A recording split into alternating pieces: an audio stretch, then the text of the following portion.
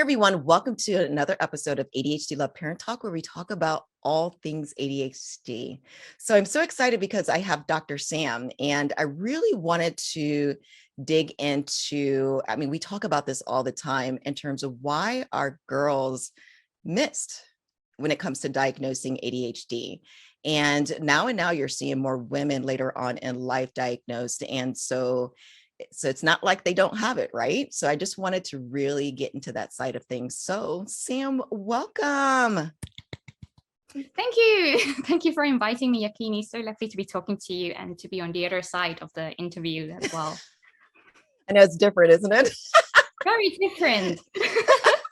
That's too funny. So please tell the audience a little bit about yourself. Hi, I'm Samantha Hiew. I'm a communications consultant with a PhD in cancer research, and I am also the director of ADHD Girls Limited, which is a newly registered nonprofit organization with a mission to empower girls and women with ADHD with the knowledge and skills to manage their condition with effective advocacy, communications, and specialist insights. Oh, that's awesome. So you have your own ADHD story. Can you share a little bit about that? Yes. I was only diagnosed this year at the age of 40, but I've always known I was different. Different in the sense that I have struggled in school. Certain things take, a lot more, effort on my part to make happen. And I've always found a challenge to stay consistent in my academic, achievements. From school to university, and then later on. So I was only diagnosed this year at the age of 40, and I'm diagnosed with combined ADHD. And since then, I've been able to recognize the symptoms in my own child. So my daughter was also recently diagnosed, and I've had to fight for her diagnosis, and she only got diagnosed at the age of 6. So it's very young to actually, be able to tell, the symptoms if you don't live with the person.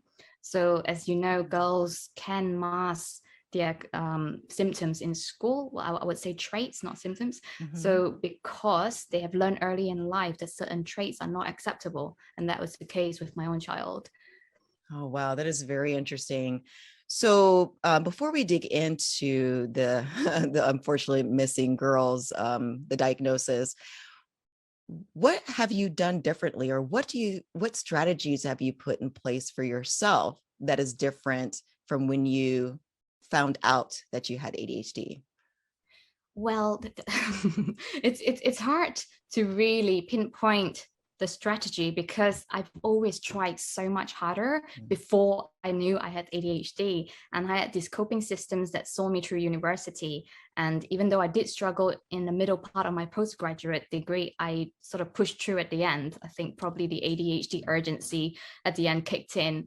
And then workplace, was also like, it was kind of like a roller coaster ride, that was never ever really consistent down one path. So what I've done differently is it was amazing to find out I had, a set of traits that is so well known, and is documented out there, and having almost like an encyclopedia of what to expect and know about yourself, help me mitigate it by, developing systems that help me. I'm still at the moment unmedicated, and like I some days I wonder, do I really need it? Because I've heard that some people can do so well on meds and some people don't. So what I've done so far to help me, and especially where ADHD manifests most for me, it's my anxiety, and especially if I take on too much, it can be quite overwhelming for me to perform the tasks, trying to balance between work and career, and just trying to split your time between all the different areas, of your life.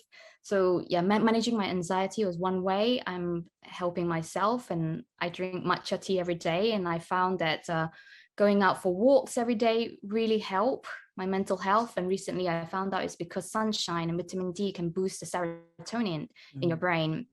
And so a lot of it is also recognizing what my triggers are.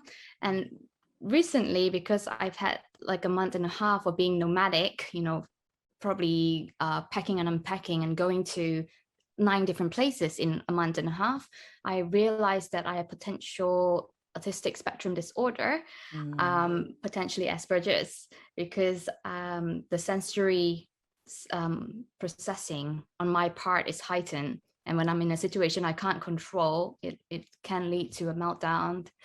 So other things that I try and be aware of is during the time of the month, the potential of PMDD, to interfere with my ADHD traits. I take some supplements for them. I take evening primrose oil to help my PMS symptoms. And for some reason, it worked the last month. And I think that combined with going out for walks every day and being close to nature was amazing. And I know it's not something I have in my day-to-day life, just having this wide open countryside at my back garden. So that's something I'm going to need to relearn now that I've come back into, the city life and everything. But yeah, good sleep, having 8 hours sleep, having proper supplements. I realized recently I ran out of magnesium and zinc supplements and my energy dipped again. So just keeping, the supplements, store in check, just making sure I take them every day. But yeah, there's a whole bunch of things that, can't possibly say them all now. No, I love that. And, it's kind of interesting that you said that you've already already had some coping mechanisms in place. And I always tell people that how blessed I was to have the parents that I had, because I also had coping mechanisms in place, but a lot of it was what they had taught me, right? And so from working in groups, and we talk about body doubling today, right? But I have been doing that since I was in grade school. And putting for me, I've always had a planner because my dad truly believed in being organized. So there was all these different things that I put in place, or my parents helped me put in place, that I carried on to my adult life. And so those things, even though I still struggled in school, it was hard. It was really, really hard for me. Those things helped me get through. So you're right. I mean, just having some of those things, because everybody's not that lucky, right? And they are truly struggling. It gets overwhelming. People tend to quit school. I mean, it's just too much. Yeah. And so, which makes me think of, the next question, because a lot of women find out that they are ADHD or something is just not right when it becomes very overwhelming, right? Because they didn't have some of those strategies put in place earlier. So let's go back to the girls. You talk about that a lot of it is masking, but how do they even know? I mean, what is it that, because I remember doing the same thing. I'm thinking, why in the world am I not getting the grades that other people are getting? Or why am I falling asleep, as a teacher is talking? Or why do I have to read the same page 20 times to understand it, right? All of those things, but I did it because I wanted to make sure that I stayed on top of my work, not understanding why it was happening. So why do you think that teachers are not seeing those things in girls? Why do you think that? Well, I think there's a lot of ways in which ADHD traits can manifest, in someone. They are the more overt hyperactive type, that can be quite disruptive, and there's just no way of reeling it in. Then there's the inattentive type that, you just can't tell because everything is so internal, right? And like you say, the thing where you fall asleep at the back of the class, and zoning off, like they're not disruptive, right? So there's less chance of them being found out. And then the combined type, suppose I've heard that they are the ones who actually end up having the most complexes, in terms of their emotional regulation in life, because of all the different, bombardment of negative messaging that they get, since a young age. And also, I do not really think that educational establishments are, that knowledgeable about ADHD. I had to fight tooth and nail with my daughter's school for them to understand. And a lot of the schools don't have the resources, to tackle or recognize this issue. And in my own child's case, a lot of what she faces is internal. She's gregarious, she's very personable, and she's brave, and she's got a lot of amazing, talented qualities. But in school, she worries about being seen and told off. And the fear of rejection, which she unfortunately got quite early on in nursery, when she transitioned into a school nursery, and she realized that they were really strict. And how strict, a school is, to a child with ADHD, it can really affect their self-esteem, especially when they are singled out and embarrassed in a classroom. So because of that, right now, she is known to be quite quiet and withdrawn, and that is not her. And when she comes back, she melts down at home. But like, things are a lot better now, because I've advocated for her in school tirelessly every year, with different teachers. And then when she gets back, I think I come across like what someone said: you gotta really hold your ground, when your child is triggered, your child with ADHD is triggered, right? Because you gotta remember what they're like before the symptoms set in, what they are, the kind and really lovely, child that you love. And it's really hard yourself to really recognize that, because when they're triggered, they act up and you get triggered, Right. So how do you find it within yourself to hold your ground? And some days are better than others, but most of the time I try not to respond with a negative messaging, because they've had enough, honestly. I mean, they might not know it, but deep down somewhere, they start to lose confidence in themselves with all these things that are said to them. Why can't you tie your own shoelaces? You're already 7. Why can't you put your own clothes on? Why do I have to do everything for you? Right? You can't say these things, because it'll make them doubt themselves. And the thing with ADHD is that people are confused why they act and think a certain way, because their executive dysfunction hasn't allowed them to meet them at the stage that where their peers are at. So what their peers can do, their neurotypical peers then can do, they can't do. And it's confusing. And especially when it comes to emotional regulation, that is one thing I find like a lot of girls and women struggle with. And typically girls, I've heard it firsthand from my own child. She doesn't realize how she can go from 0 to 100 within seconds. She doesn't know that ability of, to erupt, that can just change within a split second. And after it happens, it's so confusing to her. She's like, I don't know how that happened, but, and it's really heartbreaking to hear, because, well, what you feel, I feel it too, but it's to advocate that to people who do not feel the same way or understand. Yeah. So what do you think that professionals can do, the ones that interact with children? I mean, like here, I send my children to camps. I send them to different activities after school. And to your point, no matter who interacts with them, I have to advocate for them. So what do you think professionals can do to recognize these symptoms specifically in girls? So basically what you said about advocating for them is really the first step. And, because if you don't, your child won't know how to do it. They won't know how to find words, for the difficulties that they feel. So like that is the first step, and sometimes it takes a few times. Like, you've got to advocate a few times before it really sinks in. And it's only after they see any symptoms, like the childcare providers and the teachers see any symptoms, that they notice it. So I think it's just to really observe the internal world of the girl. A lot of the times it manifests as maybe talking over the teacher, talking too much when they're meant to be quiet, and not actually able to follow through with instructions, right? So the problem with, having ADHD is that you have the executive dysfunction of sequencing a task, that is told to you as an instruction.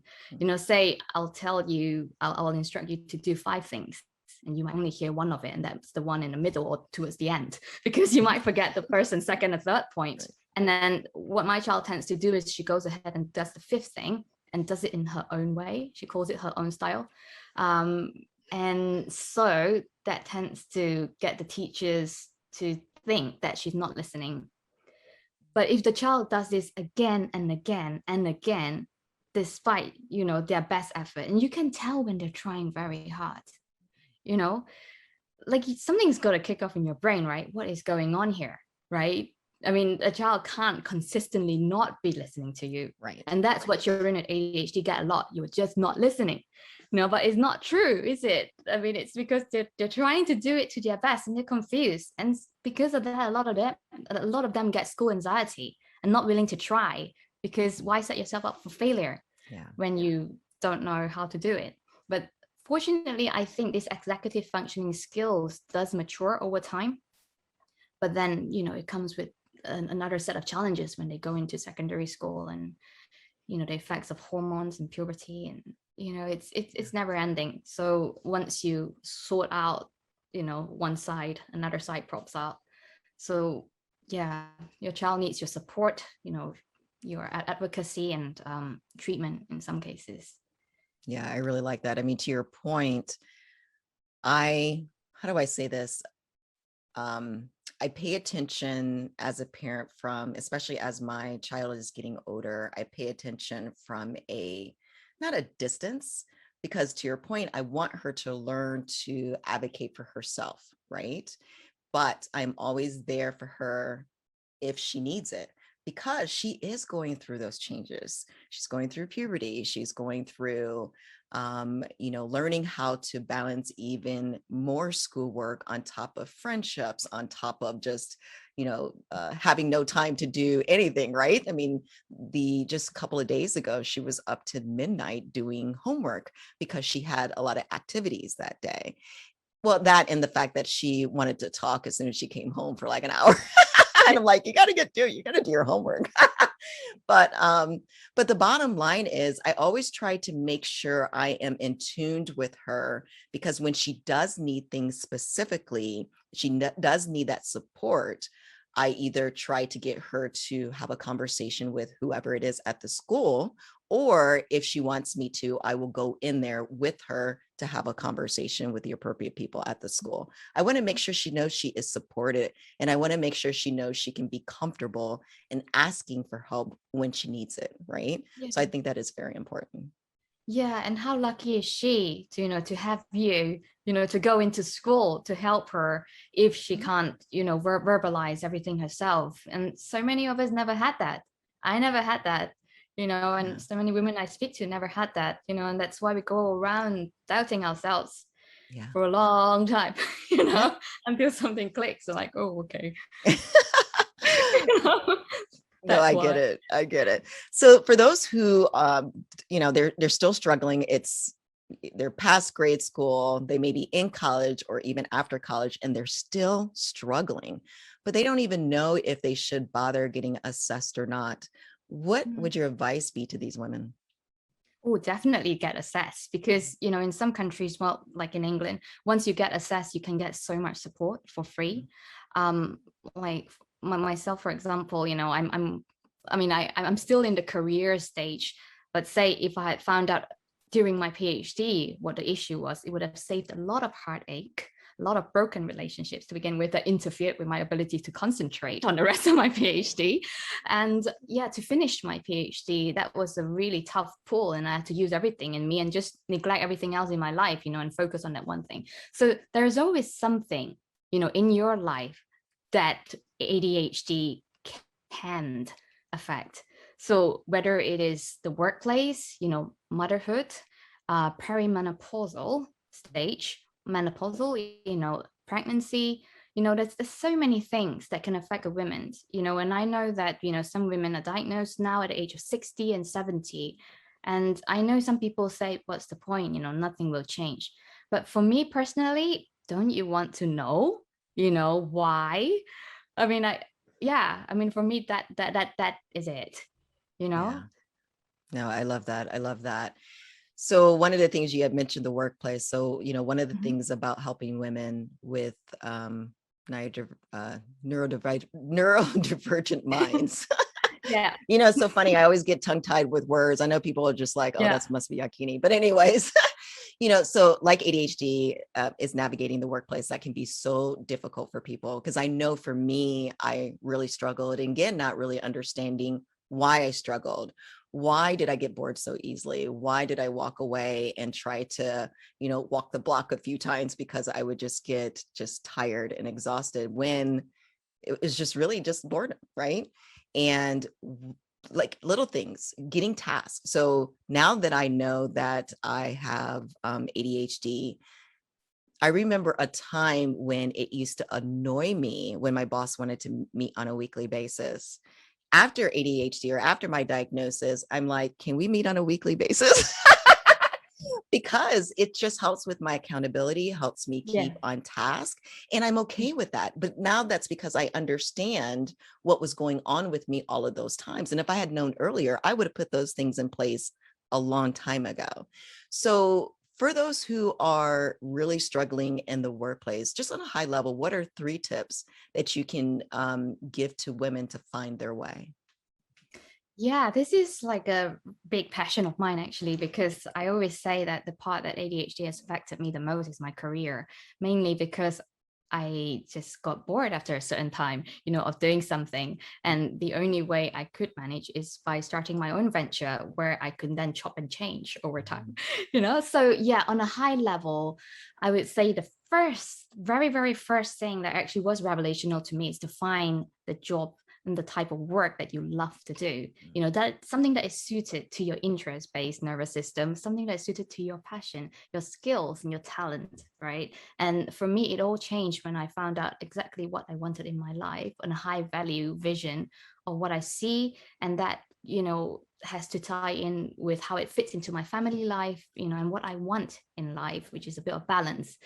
And then to check your values, what do you value in your life? Do you value advocacy work? Do you value sense of justice, or do you value like creativity and family? And then just to tap into your talents, your past experiences, so I've created a framework called Communicating Your Value, which is a career roadmap for individuals with ADHD. So I think the first step is to find what you love, and the framework helps take someone through it, and which actually ends with helping you tell a new story. So it's a framework that helps you figure out what you want to do and help you to say it, shout about it, because I have a background in communications and marketing, and that's what I do. So secondly is to play to your strength, because nothing really happens unless you're working on something that fires you up the right way, something that makes you feel passionate, and also something that you're great at. So people with ADHD is talented people, and we are all also like incredibly passionate, but also have multi passions, right? We have more than 1 or 2 or 3 things that we want to do in our lives. Right. So yeah, so like play to your strengths, work out what you're great at, and then do a lot of that, because it's more than one thing you're great at. How do you bring it together and put it together in a parallel career? And the third thing is, and this applies more to people who are in employment, is to get your organization to accommodate you for your challenges. So if you work for yourself, you can do it, yourself. You have a set of things that you need, like accountability, time timers, and so the challenges that people tend to face in the workplace is that either once they disclose that they have their ADHD, then either it kind of falls apart a bit, or they get like supervised more, and there's more doubt in their ability to like do a certain task, and that's all stigma. You need to get like your managers with a program, and if you can't, signpost them to advocacy channels that can help them understand. So HR departments can do a lot to work with ADHD experts in order to create like and tailor plan something for their ADHD at work. So how someone can ask for accommodation is got to be specific to what they need. Yeah. So there are a set of things like that people in diversity and inclusion teams tend to give away, like the headphones, what's it called, noise canceling headphones, and a screen for your work, but that's more generic. And some people might need more tailored things, like maybe flexibility, like around time they start and time they finish, and just having like a conducive environment, low stimulation in all the senses, so that they can concentrate. Accountability, as you say, is so important. Having someone to answer to and keep you accountable, and also sometimes having a project manager to help you through organizing some of the tasks is really helpful. Yeah, I really like that, because Sam, one of the things that I realize is when I have an accountability partner, it just makes a difference. I'm gonna tell you that since we put that in place, me meeting her on a weekly basis, it also helps just keep things clear in my head, right? And I'm able to, and it's like deadlines. So it's like every time we meet, I know I need to have a certain piece of information by then. If we didn't meet and it was just due by, like right now we're in September and she said it's due by November 1st.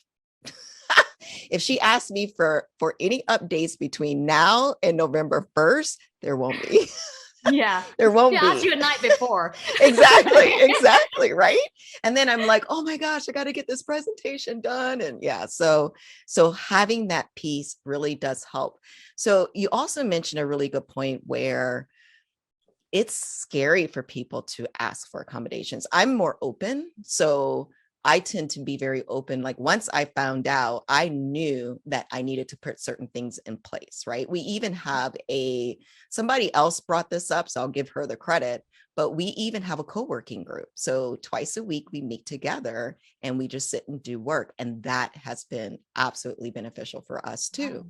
And so, but I'm very open about it. I'm like, okay, so I'm so glad you brought that up because I just started doing that with some other groups and these things are so successful. And the reason why I do it is because I have ADHD and, et cetera, et cetera. Very open. But to your point, some companies just don't understand that. So that can be very scary. Yeah, and that is actually the majority.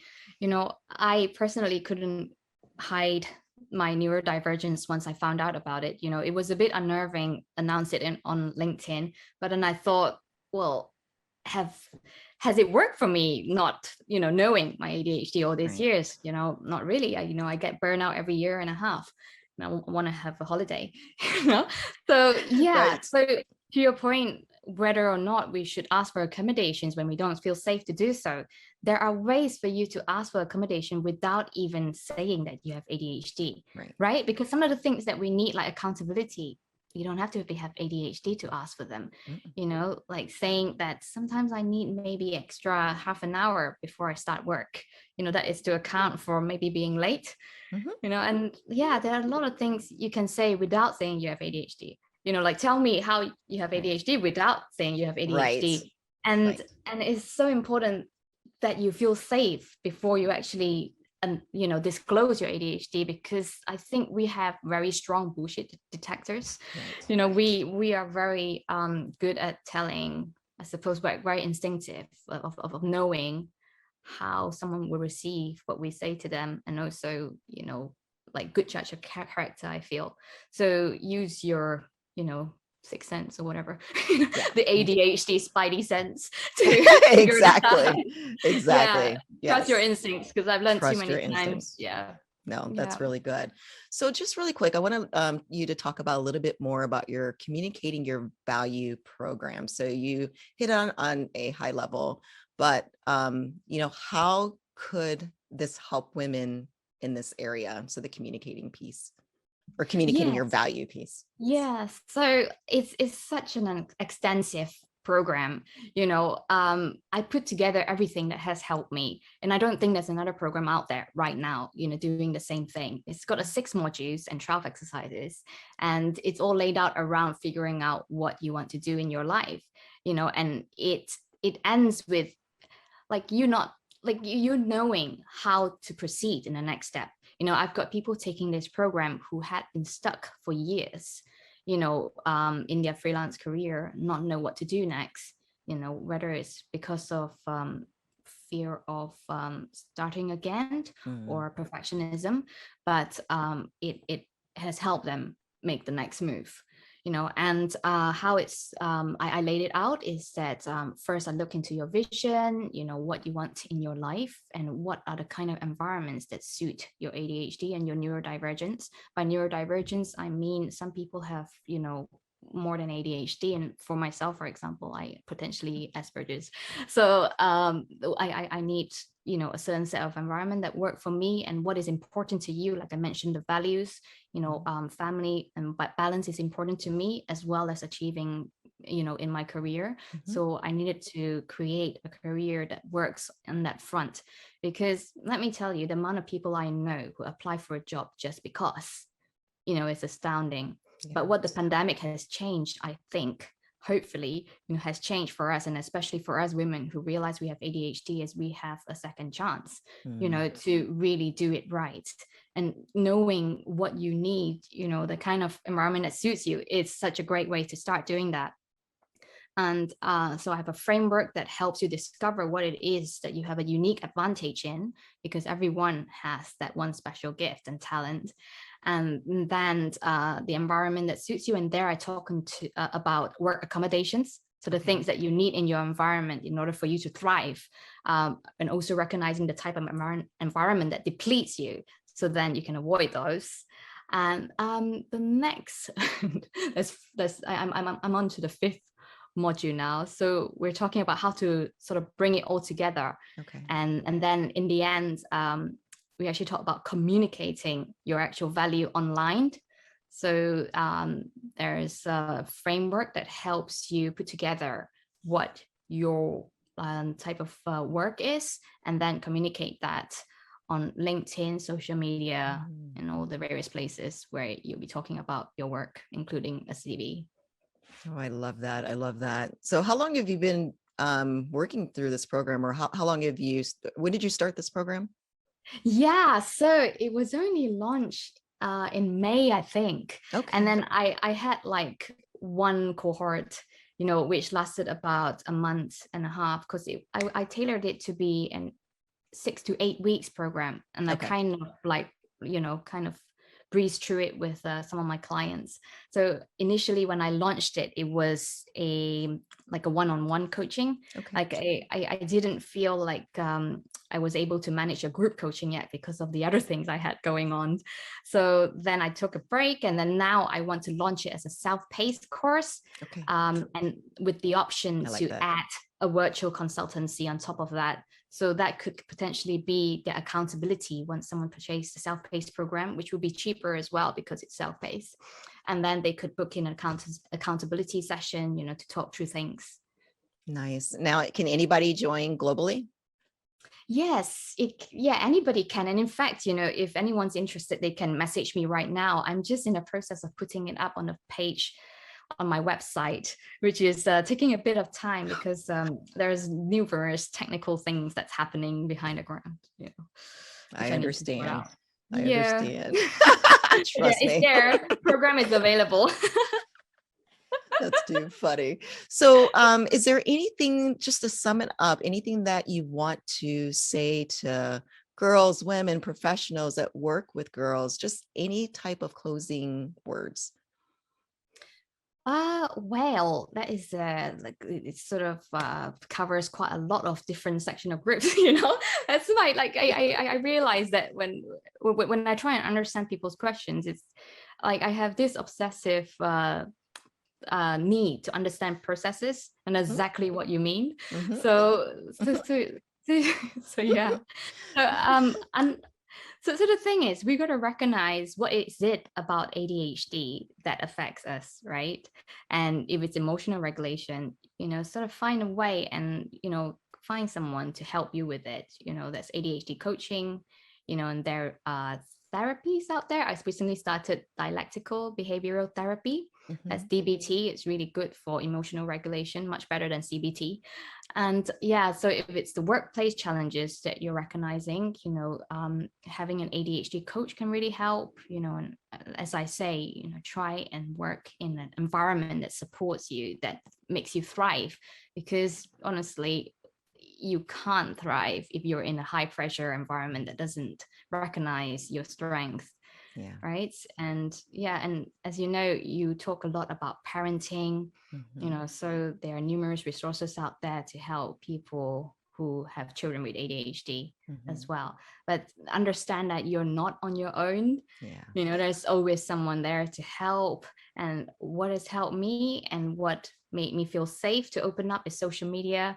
It's a bunch of people we don't meet in real life and then who we can actually talk to over chats and things, so it's helpful. But I find the one thing that I realized with all these chats and social media is that there's so many people out there giving advices now, and the thing is, if you want advice for how to proceed with your ADHD, always go to a professional. Don't just take advice from like a community group, like other people shared experience is great, but make sure they reference a professional. Right. I like that. I do like that. So, and you answered that question perfectly.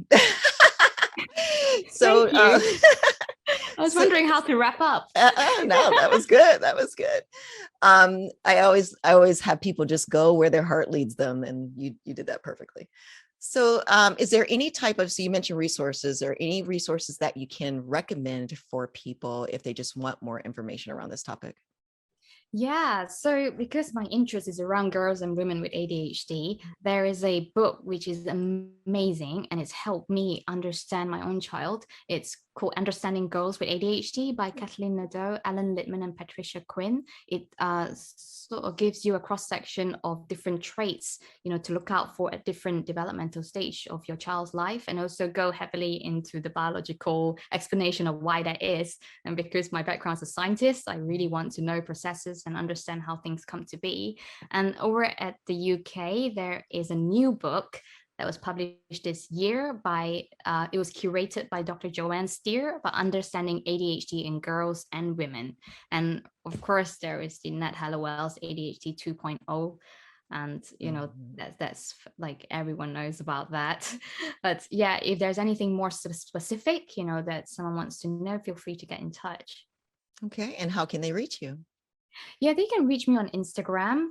I think that's where I hang out, and I do answer direct messages when I can. But if someone tends to ask something that I can't answer within like 1 or 2 text messages, then I do ask them to book a consultation session with me, because it can be quite like laborious in time. Right. Yeah, and LinkedIn as well. I'm on there and I'm very vocal about ADHD. I've owned it. So yeah, if you need help to open up and maybe announce your ADHD, if you feel safe to do so, please get in touch with me. I run a LinkedIn Live called ADHD in the Workplace. Okay, perfect. And then for Instagram, what is your handle? Yeah, so it's at ADHD_girls. It's ADHD girls. Very Perfect. simple. Perfect. Thank you so much. This was great. Great. We'll have to talk again. I mean, this is a topic that is just so close to me just because of my own experiences and the experiences of my daughter. So, so thank you. Thank you for taking time. Oh, well, thank you for having me. It's really lovely to talk to you. Hope you have a great day. You too. All right. All right, everyone. That closes up another episode of ADHD Love Parent Talk. If you want more content like this, please do not forget to hit that subscribe button and make sure you hit the notification bell, because every time a video comes out, you will be notified. And I know you love Dr. Sam because she's awesome and this content. So please hit that like button. All right. Have a wonderful day. Bye, everybody. Bye. Thank you. Bye.